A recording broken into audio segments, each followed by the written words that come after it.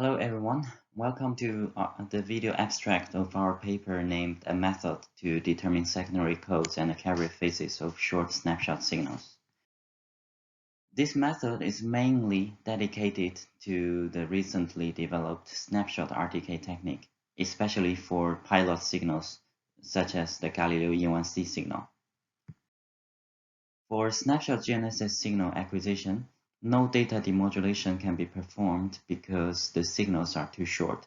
For this reason, the multi-hypothesis acquisition is applied, with each hypothesis constructed based on a so-called secondary code index, or SCI. This value represents the relative position of the start of the received signal, as shown by this green line.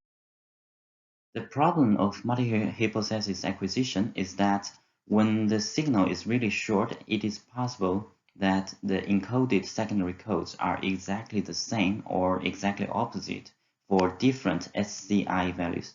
For example, in the last row of this figure, we have SCI of 16 and 21 respectively correspond to the secondary codes of 011011 and 100100.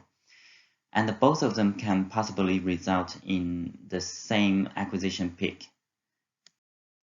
These ambiguous scenarios will result in a table of acquisition results, as we are not sure with which SCI hypothesis these acquisition results are generated.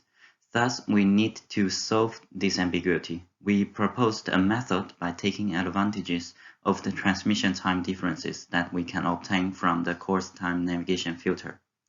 This special navigation filter is necessary for snapshot signals that only produce fractional code delay measurements.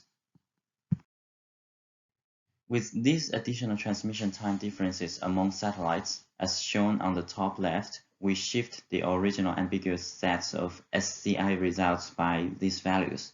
Then we attempt to search for a common value among all these shifted SCI values. This is essentially to form a consensus among all these satellites.